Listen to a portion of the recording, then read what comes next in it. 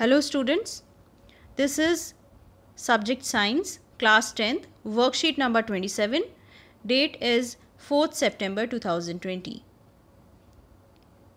इस वीडियो में हम लाइफ प्रोसेसेस देखेंगे human respiratory system. Human respiratory system को दो पार्ट्स में कैटेगराइज किया गया है on the basis of the functions.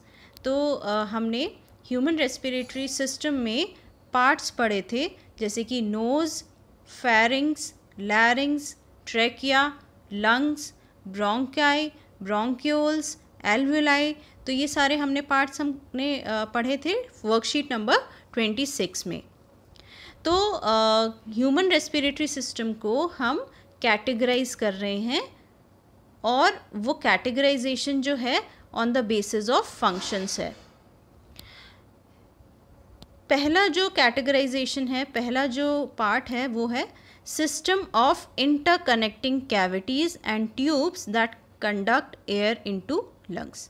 तो कैविटीज़, जो भी कैविटीज़ हैं, कैविटीज़ मतलब जो खाली स्पेस है, जहाँ पर हॉलो स्पेस है, वो कैविटीज़ इंटरकनेक्ट हो रही हैं और ट्यूब्स जो हैं इंटरकनेक्ट हो रहे हैं, मतलब एक दूसरे से कनेक्टेड हैं, लिंक्ड हैं, और उनका काम क्या है?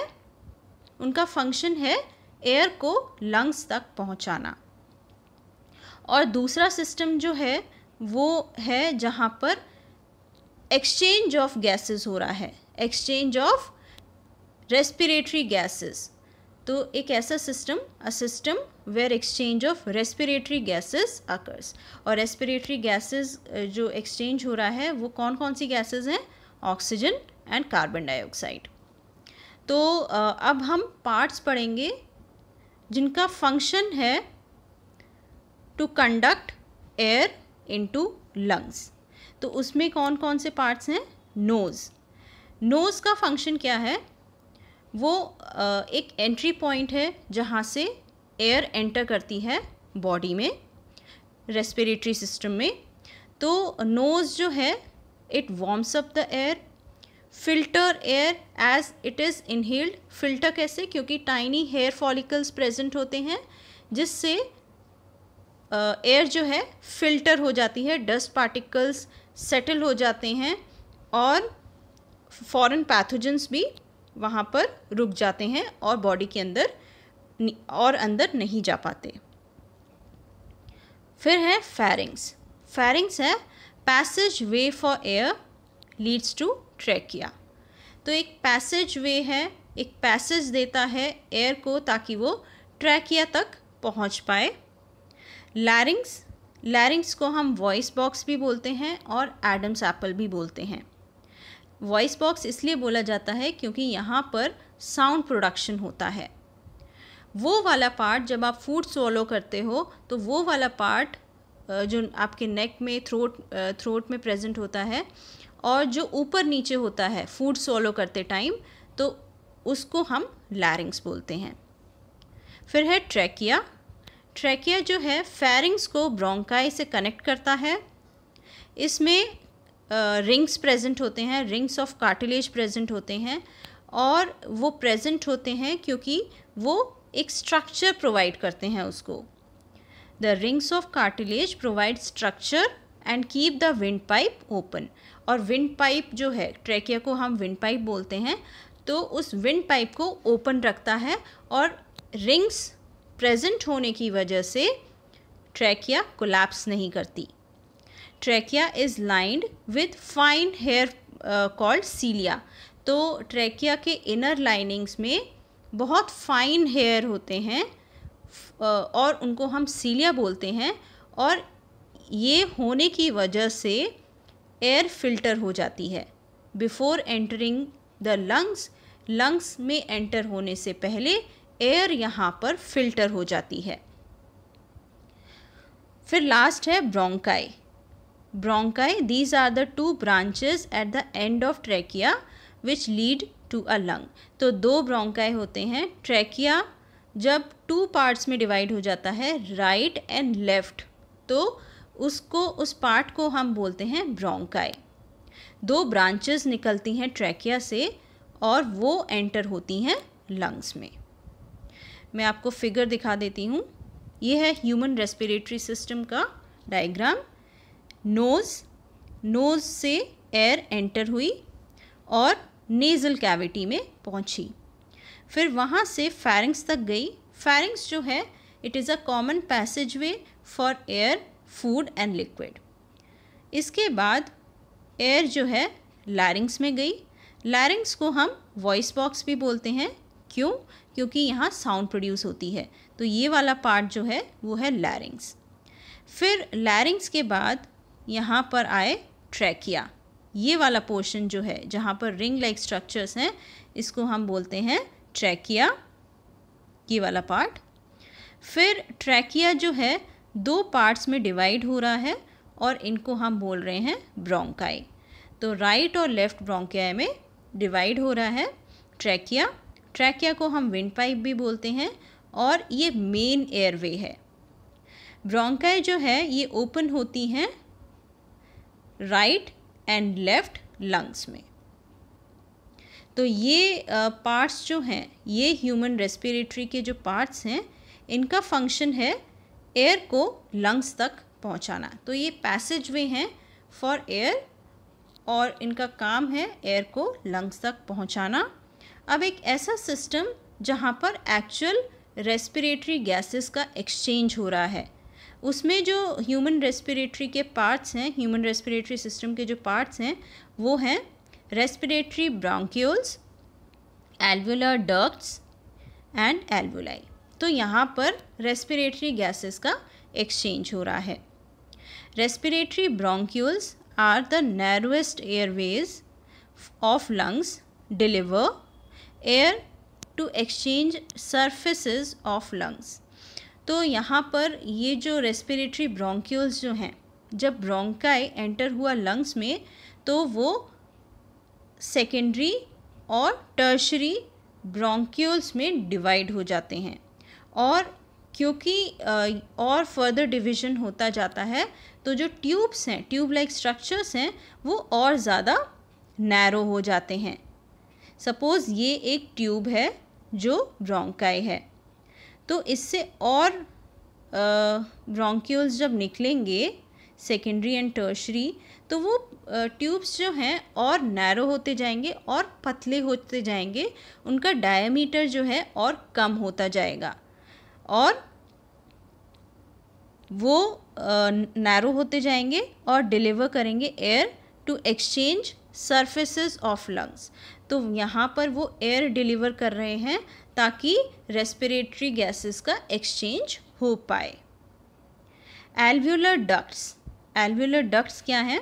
अ network of smaller branches leading from the bronchi into the lung tissue and ultimately to air sacs. तो एल्वुलर डक्ट्स जब और फर्दर डिवीज़न होता है तो एल्वुलर डक्ट्स होते हैं, फिर उससे एल्वुलाई, इस तरह से एल्वुलाई आते हैं। तो वो जो डक्ट्स हैं उनका ये भी बहुत और छोटे छोटे ब्रांचेस होते जाते हैं और ये ब्रोंकाई से निकलते हैं और ये हर एक लंग टिश्यू, क्योंकि इनका डायमीटर इतना छोटा होता है, इन ट्यूब्स का, इन डक्ट्स का इतना डायमीटर छोटा होता है, तो ये हर एक सेल तक पहुंचते हैं और फिर एल्वुलाई में एल्वुलाई इनसे कनेक्टेड होते हैं और यहाँ पर एयर सैक्स एल्वुलाई को ही बोला गया है। नेक्स्ट है alveoli, the functional respiratory units in the lung where gases oxygen and carbon dioxide are exchanged, enter and exit the bloodstream. तो एल्वुलाई क्या करते हैं? They are the functional respiratory units. अगर एक्सचेंज ऑफ गैसेस, जहाँ पर actual respiratory gases का exchange हो रहा है वो एल्वुलाई में ही हो रहा है, तो इनको फंक्शनल रेस्पिरेटरी यूनिट्स भी बोला जाता है। Functional respiratory units in the lung where gases are exchanged. अब मैं आपको फिगर दिखा देती हूँ। ये हैं ब्रोंकियाई, फिर ये फर्दर डिवाइड होंगे और फाइन ट्यूब्स में फॉर्म बनेंगे और उनको हम बोलेंगे ब्रोंक्यूल्स। ब्रोंक्यूल्स जो हैं फिर वो एल्वुलाई डक्ट्स में आते हैं, बहुत पतले ट्यूब्स, और फाइनली वो ओपन होते हैं एयर सैक्स में। एयर सैक्स यानी कि एल्वुलाई, और यहाँ पर एक्चुअल रेस्पिरेटरी गैसेस का एक्सचेंज होता है। तो ये दोनों सिस्टम हो गए जहाँ पर ह्यूमन रेस्पिरेटरी सिस्टम को डिवाइड किया गया है on the basis of the functions. Inhalation. Inhalation means it is taking in air rich in oxygen. It occurs due to contraction of muscles attached to ribs. तो यहाँ inhalation means जहाँ पर हम breathe in कर रहे हैं, air अंदर जा रही है, और ये क्यों हो रहा है? क्योंकि muscles का contraction हो रहा है जो कि ribs से attached हैं। contraction से बचने के लिए एयर जो है वो अंदर आ रही है। कॉन्ट्रैक्शन से एक तरह का वैक्यूम क्रिएट हो रहा है। वैक्यूम मीन्स एक तरह का खाली स्पेस हो रहा है जिसकी वजह से एयर जो है वो तेज़ी से अंदर आती है। This lifts ribs and flatten diaphragm. तो इसकी वजह से जब एयर एंटर करेगी अंदर तो रिब्स जो हैं, ये जो रिब्स हैं ये लिफ्ट होंगी, ऊपर की तरफ लिफ्ट होंगी, और डायफ्राम जो है वो फ्लैटन हो जाएगा यानी कि फ्लैट हो जाएगा, क्योंकि एक्चुअल स्ट्रक्चर जो डायफ्राम का है वो इस तरह का होता है, डोम शेप्ड, बट जब एयर अंदर आएगी तो वो नीचे की तरफ जाएगा और वो फ्लैट हो जाएगा। Which increase the volume of thoracic cavity. तो ये जो चीज़ें हो रही हैं इसकी वजह से थोरैसिक कैविटी का जो वॉल्यूम है वो इंक्रीज़ हो जाएगा, बढ़ जाएगा। Hence the pressure inside the thoracic cavity decreases and air rashes inside of the lungs. तो जगह ज़्यादा हो गई है तो प्रेशर जो है वो कम हो गया है, क्योंकि एयर कम है और वॉल्यूम जो है ज़्यादा है, स्पेस जो है वो ज़्यादा है, एयर कम है, जिसकी वजह से प्रेशर कम हो जाएगा और उसकी वजह से एयर जो है तेज़ी से अंदर की तरफ आएगी। तो ये प्रोसेस है इनहेलेशन। नेक्स्ट है एक्सहेलेशन। एक्सहेलेशन मीन्स जहाँ पर हम ब्रीद आउट कर रहे हैं। It is expelling of air rich in carbon dioxide, जहाँ पर हम कार्बन डाइऑक्साइड को एक्सपेल कर रहे हैं, रिलीज़ कर रहे हैं। It occurs due to relaxation of muscles attached to ribs and diaphragm becomes dome shaped. तो यहाँ पर रिलैक्सेशन हो रहा है मसल्स का, मसल्स रिलैक्स कर रही हैं जो भी रिब्स से अटैच्ड हैं, जो भी रिब्स से अटैच्ड हैं, जो भी मसल्स वो रिलैक्स करेंगी, और डायफ्राम जो है जो पहले फ्लैटन हो गया था वो वापस से डोम शेप में चला जाएगा। ये जो शेप है वापस से उस शेप में चला जाएगा। This decreases the volume of thoracic cavity. क्योंकि ये जो कॉन्ट्रैक्शन हो रहा है, जो रिब्स हैं वो वापस से अपनी जगह जा रही हैं, मसल्स रिलैक्स कर रही हैं, और रिब केज जो है वापस से अपने पोजीशन में आ रहा है। इस जो वॉल्यूम कम हो रहा है क्योंकि एयर वापस जा रही है, एयर निकल रही है बॉडी से, तो वॉल्यूम जो है वो डिक्रीज़ हो रहा है, और इसकी वजह से एयर प्रेशर जो है वो भी डिक्रीज़ हो रहा है और एयर जो है बाहर निकल जाएगी। This decreases the volume of thoracic cavity and decreases air pressure and expels air out of the lung. Gases exchange. Gases का exchange कैसे होता है? Within the lungs, alveoli, singular alveolus. तो हम alveoli जो क्लस्टर ऑफ एयर सैक्स हैं उनको हम एल्वुलाई बोलते हैं, बट अगर सिंगल एयर सैक की बात हम करेंगे तो हम उसको एल्वुलस बोलेंगे। तो लंग्स के अंदर एल्वुलाई प्रेजेंट हैं। They provide a surface where the exchange of gases can take place. The walls of the alveoli contain an extensive network of blood vessels. तो एल्वुलाई के अराउंड जो वॉल्स ऑफ एल्वुलाई हैं, उनकी जो walls है, boundary है alveoli की, उसके अराउंड जो है एक नेटवर्क ऑफ ब्लड वेसल्स होता है। कैपिलरीज प्रेजेंट होती हैं जिसमें ब्लड होता है। तो यहाँ पर जो है exchange of gases take place. The capillaries bring carbon dioxide rich blood from the rest of the body for release into the alveoli. तो बॉडी से जो भी मेटाबॉलिज्म हुआ, बॉडी में जो भी मेटाबॉलिज्म हुआ, तो वहाँ से क्या होगा, एंड प्रोडक्ट जो है वो कार्बन डाइऑक्साइड होता है। कार्बन डाइऑक्साइड वो ब्लड स्ट्रीम में आता है और एल्वुलाई के अराउंड आता है ताकि वहाँ पर एक्सचेंज हो पाए गैसेस का। एल्वुलाई में जो बाहर से ऑक्सीजन आया है वो ब्लड स्ट्रीम में ट्रांसफ़र होगा और ब्लड स्ट्रीम में जो कार्बन डाइऑक्साइड है जो रिलीज़ हुआ है हर एक बॉडी सेल से, वो जाएगा एल्वुलाई में। And oxygen in the alveolar air is taken up by the blood in the alveolar blood vessels to be transported to all the cells in the body. तो ये जो ऑक्सीजन एल्वुलाई से गया blood stream में, वो further use होगा body के metabolism में।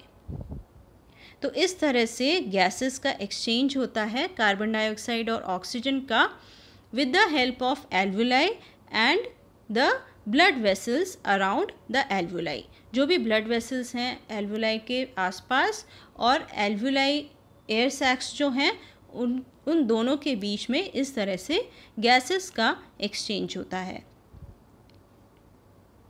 When the body size of animals is large, the diffusion pressure alone cannot take care of oxygen delivery to all parts of the body. तो ये जो सिस्टम है जहाँ पर गैसेस का एक्सचेंज हो रहा है, ये डिफ्यूजन से हो रहा है। डिफ्यूजन जो है जहाँ पर सपोज़ ये एल्वुलाई है, यहाँ पर ऑक्सीजन है और ये ब्लड स्ट्रीम है, यहाँ पर कार्बन डाइऑक्साइड है। तो कार्बन डाइऑक्साइड ज़्यादा होने की वजह से ये टेंडेंसी होती है कि जहाँ पर ज़्यादा कॉन्सेंट्रेशन होती है उस गैस की, वो कम कॉन्सेंट्रेशन की तरफ जाता है और यहाँ पर ब्लड स्ट्रीम में कार्बन डाइऑक्साइड की कॉन्सेंट्रेशन ज़्यादा है, इसलिए वो वहाँ पर डिफ्यूजन होगा, यानी कि वो अपने ज़्यादा कॉन्सेंट्रेशन एरिया की तरफ से कम कॉन्सेंट्रेशन एरिया में जाएगा। उसी तरह से ऑक्सीजन यहाँ पर ज़्यादा प्रेजेंट है, तो यहाँ पर इसकी कंसंट्रेशन ज़्यादा है, इसलिए वो ऐसी एरिया में जाएगा जहाँ पर उसकी कंसंट्रेशन कम है। तो इस तरह से गैसेस का एक्सचेंज होता है, इसको हम डिफ्यूजन बोलते हैं। तो डिफ्यूजन होने के लिए डिफ्यूजन प्रेशर होना ज़रूरी है, बट अगर बॉडी साइज़ बड़ा है एनिमल्स का, तो ये डिफ्यूजन प्रेशर से ही हम ऑक्सीजन डिलीवरी पूरे बॉडी पार्ट्स में नहीं कर सकते। छोटे जो एनिमल्स हैं जिनका साइज़ छोटा है, यूनिसेलुलर ऑर्गेनिजम्स हैं, उनमें डिफ्यूजन प्रेशर से रेस्पिरेशन हो सकता है, बट जहाँ पर मल्टी सेलुलर ऑर्गेनिजम्स हैं, जहाँ पर बॉडी साइज़ बहुत ज़्यादा है, क्योंकि सेल नंबर बहुत ज़्यादा है और हर एक सेल तक वो ऑक्सीजन पहुँचाना सिर्फ डिफ्यूजन प्रेशर से पॉसिबल नहीं होता है। तो इसके लिए क्या अल्टरनेटिव है? इसके लिए जो सोल्यूशन है वो ये है कि रेस्पिरेटरी पिगमेंट्स प्रेजेंट होते हैं।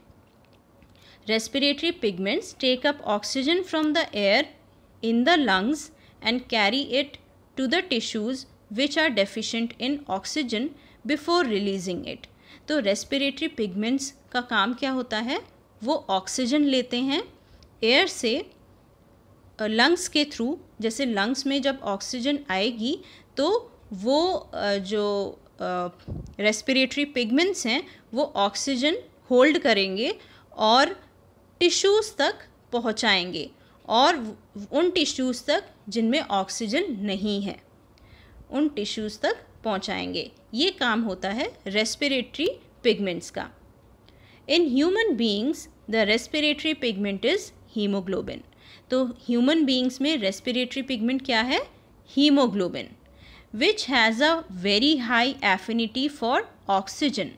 तो यहाँ पर हीमोग्लोबिन जो है रेस्पिरेटरी पिगमेंट है, यानी कि उसका काम है ऑक्सीजन को लंग्स से बॉडी टिश्यूज़ में पहुँचाना जहाँ पर ऑक्सीजन नहीं है। तो ऐसा क्यों पॉसिबल हो पाता है? क्योंकि हीमोग्लोबिन की एफिनिटी बहुत ज़्यादा है ऑक्सीजन के साथ। एफिनिटी मीन्स यानी कि वो बहुत ईजीली कंबाइन कर लेता है ऑक्सीजन के साथ। बहुत अट्रैक्शन जो है, अट्रैक्टिव पावर जो है हीमोग्लोबिन की ऑक्सीजन के लिए बहुत ज़्यादा है। इसको हम बोलते हैं high affinity for oxygen. This is present in the red blood corpuscles. तो हीमोग्लोबिन कहाँ प्रेजेंट होता है? रेड ब्लड कॉर्पस्कल्स में। हमारी बॉडी में रेड ब्लड सेल्स हैं और वाइट ब्लड सेल्स हैं। तो रेड ब्लड जो कलर आता है, रेड कलर हमारी सेल्स में, वो हीमोग्लोबिन की वजह से होता है। तो रेड ब्लड कॉर्पस्कल्स का मेन कंपोनेंट है हीमोग्लोबिन।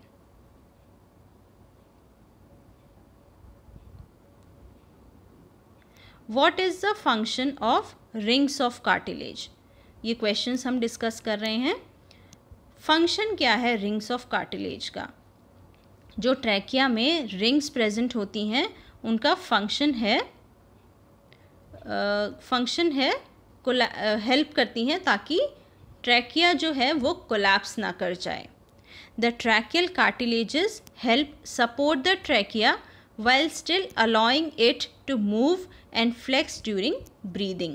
तो ब्रीदिंग के टाइम पर जब एयर बहुत ज़्यादा अंदर जाती है विंड पाइप के थ्रू, ट्रैकिया के थ्रू, तो चांसेस होते हैं कि वो कोलैप्स करे। बट ये जो सी रिंग्स हैं, इस तरह से जो रिंग्स प्रेजेंट हैं, कार्टिलेजेस प्रेजेंट हैं, वो सपोर्ट करती हैं ट्रैकिया को ताकि उसका स्ट्रक्चर जो है बना रहे, उसका स्ट्रक्चर जो है इसी तरह से रहे, कोलैप्स ना करे, ऊपर नीचे स्ट्रेच और कॉन्ट्रैक्ट ना करे।